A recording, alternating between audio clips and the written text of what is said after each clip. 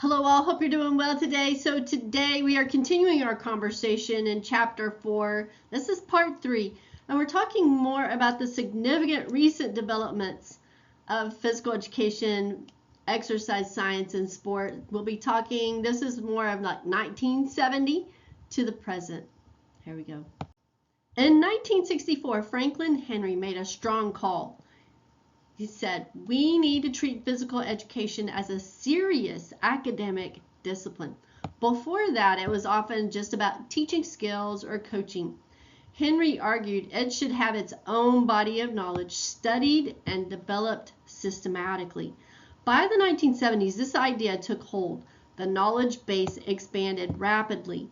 New specialized areas emerged, such as biomechanics, motor learning, and exercise physiology. It was no longer just PE. It was becoming a complex, multifaceted science. Reflecting this growth, in 1989, the American Academy of Physical Education recognized the need for a broader identity and changed its name to the American Academy of Kinesiology and Physical Education. This wasn't just a cosmetic change. It marked a shift in how the discipline saw itself. Still, the question remains, what's the best name for our field? Some argue for physical education, others for kinesiology, and some prefer exercise science. This ongoing debate highlights the evolving nature of the discipline, showing it continues to grow and redefine itself. In 1979, the federal government launched the Healthy People Initiative with iterations every 10 years beginning in 1980 and running through 2030. These efforts set objectives for the nation focused on improving health and preventing disease through targeted public health goals. A major milestone came in 1996 with the release of Physical Activity and Health, a report of the Surgeon General. This landmark report emphasized the critical role of physical activity in preventing chronic diseases and promoting overall health.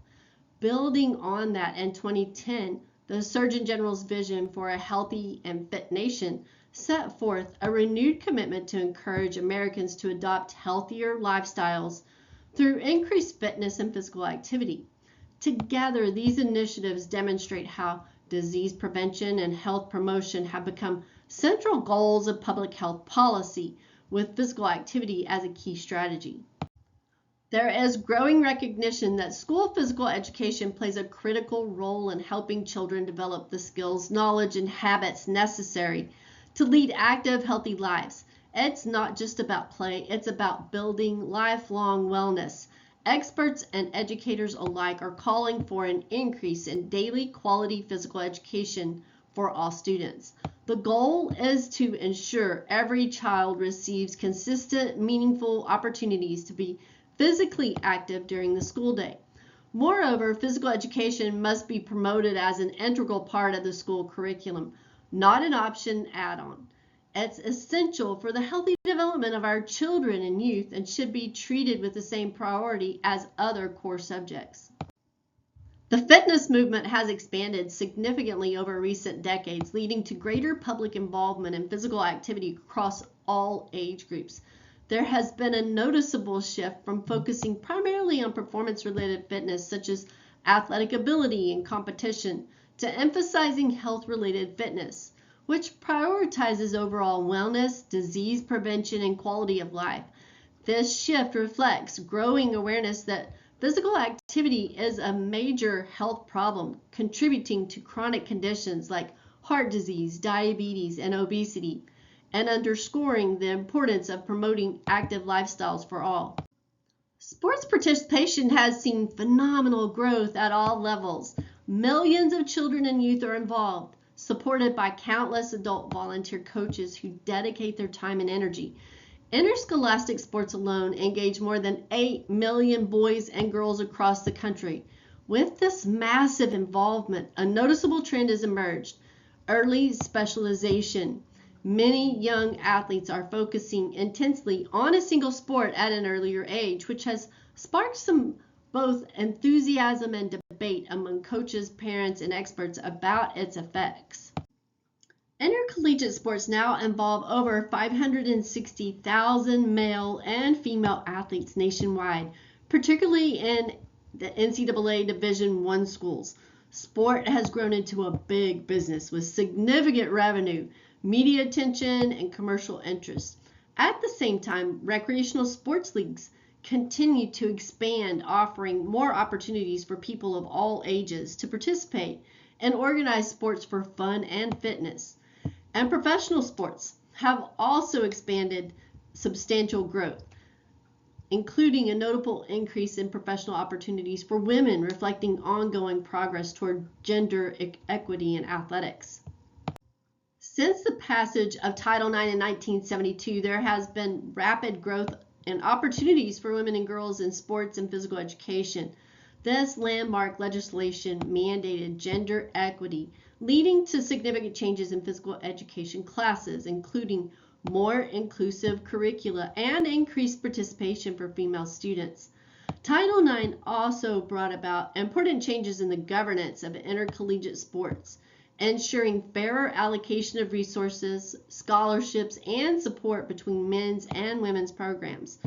Despite these challenges or advances, challenges to Title IX persist.